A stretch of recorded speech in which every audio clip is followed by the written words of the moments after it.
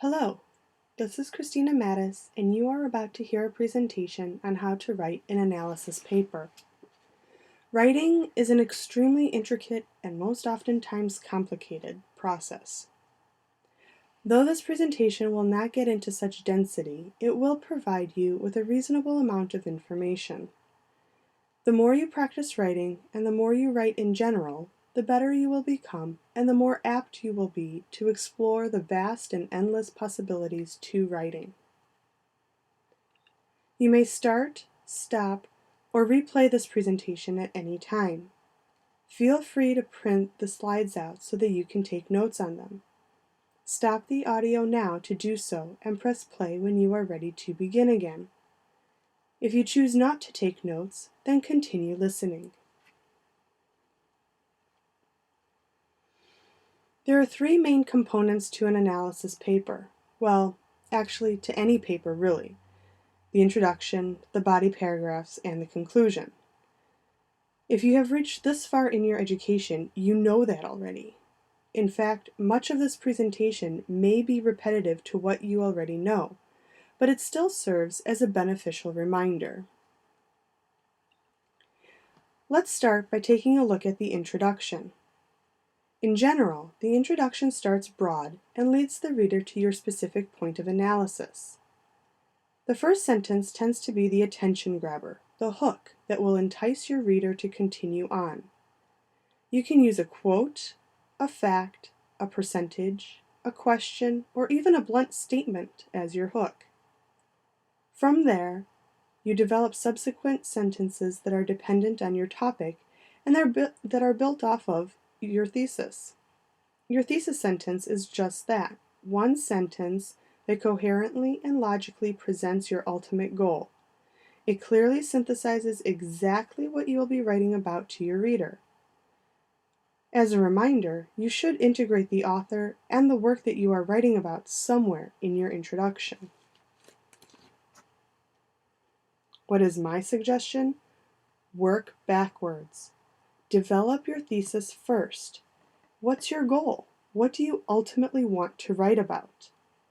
Once you have your thesis in mind, then you can develop your subsequent sentences, and based on the thesis and subsequent sentences, you can design your first sentence. You may even consider writing your first sentence until the very end. An example thesis sentence is provided about Fanny Price, who is the protagonist in Jane Austen's Mansfield Park. Fanny Price has often been seen as a flawed leading lady because of her insipidness, her moral recessitude, and the perspective that she does not change within the novel. However, Fanny is a perfect manners heroine because she learns where she belongs, she carries out her supportive role, and in the end, she reaches the pinnacle of success in marrying the man she loves. As you can see, there are 6 specific points that the author will write about regarding Fanny Price in what seems to be a character analysis paper.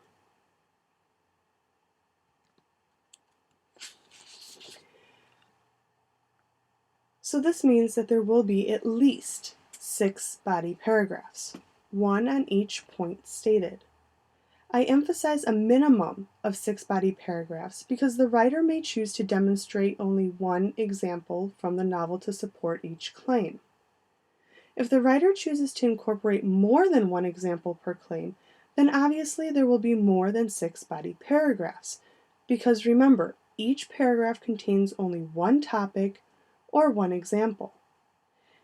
It is suggested to provide a brief introductory paragraph if there are multiple paragraphs per claim.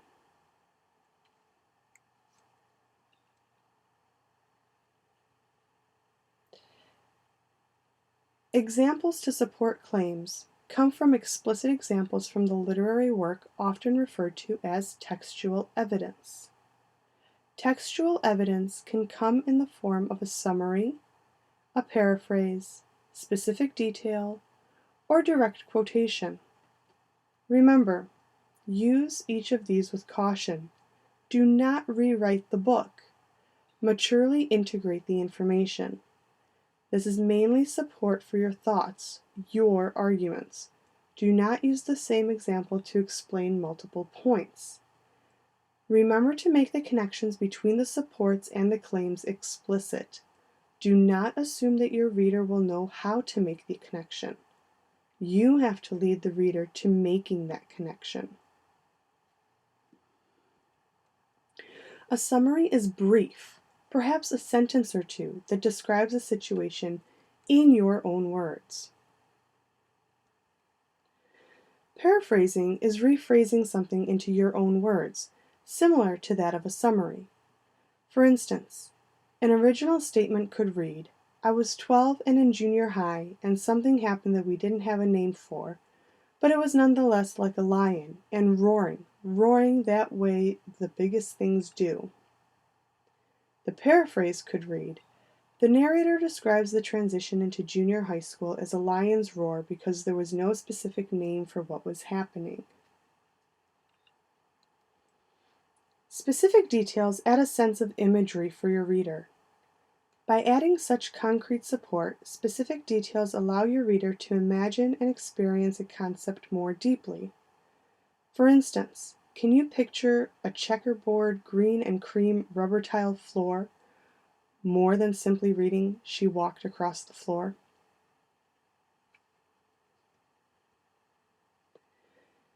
When it comes to direct quotations, remember to explain the relevance. Do not assume that the reader will know why you are including the quote. Direct quotations do not have to be a speaking quote. It is anything taken verbatim, word for word. When using a direct quote, think of an Oreo cookie. Introduction, quotation, conclusion, all in one sentence.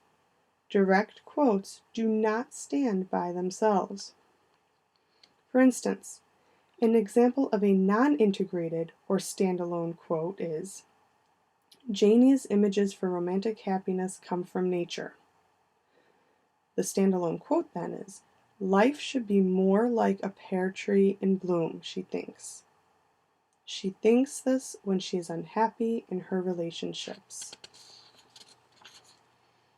An integrated quote is, "Because Janie's image for romantic happiness comes from nature, she thinks life should be more like a pear tree in bloom when she is unhappy in her relationship." This is your Oreo cookie.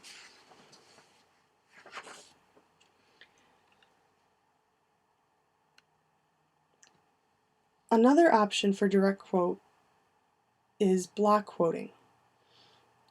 Block quoting are direct quotes that are 40 plus words. They are single spaced, but double spaced between paragraphs. You indent them on the left margin. There are no quotation marks, but you still include the page number at the end of the quote. So an example of a block quote: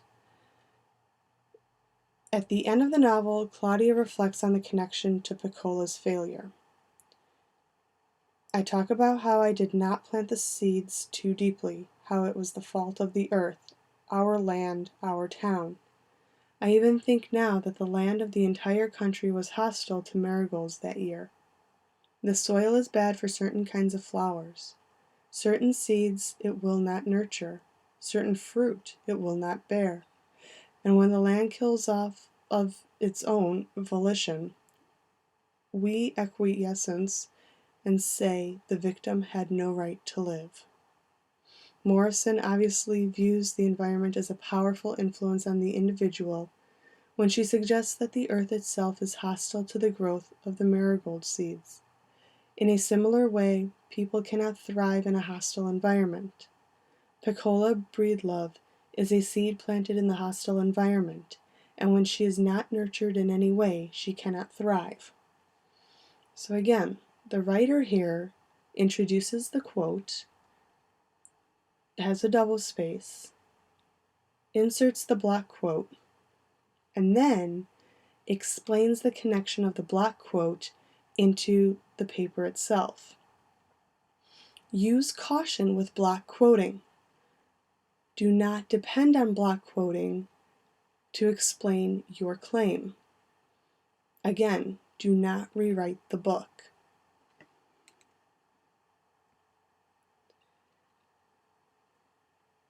A final note on body paragraphs.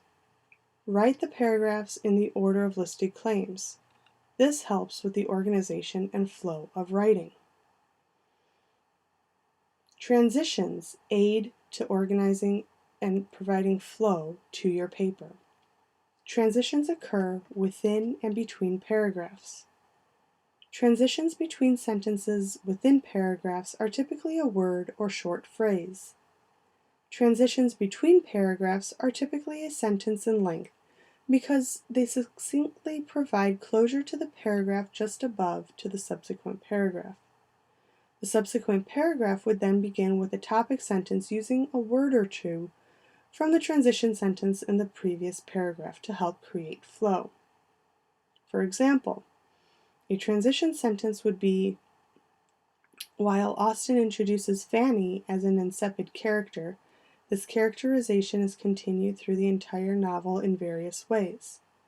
Then the next paragraph would start with, in 4 different instances, Austen makes Fanny Price's insipidness a major characteristic of the heroine.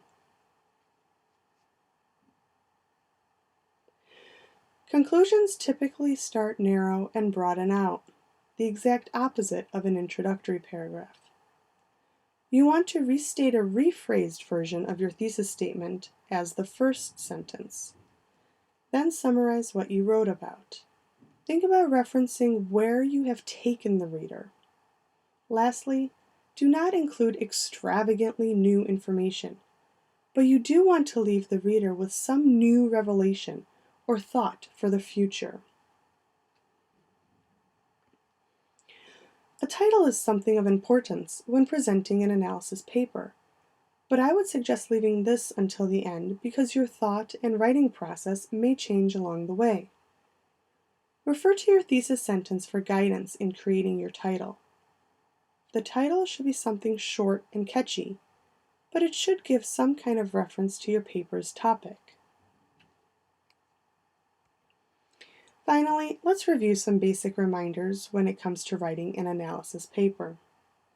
Write in the third person and in the present tense. Literary works, unless nonfiction, can repeat, which means they can happen in the present tense over and over again. Hence, writing in the present tense. Nonfiction, however, has happened and can only happen once, which is why then you would write more in the past tense. Once you mention the author's full name, refer to the author by last name only, if applicable.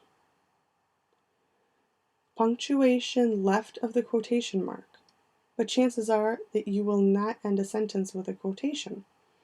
Quotations will be integrated and you will have to include the page number. Unless in a quote, do not contract words.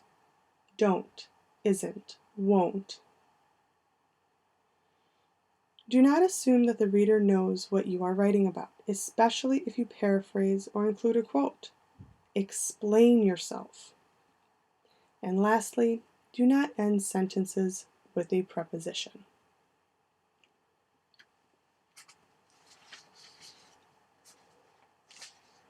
After having heard this presentation, you should have a better understanding of how to write an analysis paper. Thank you for listening.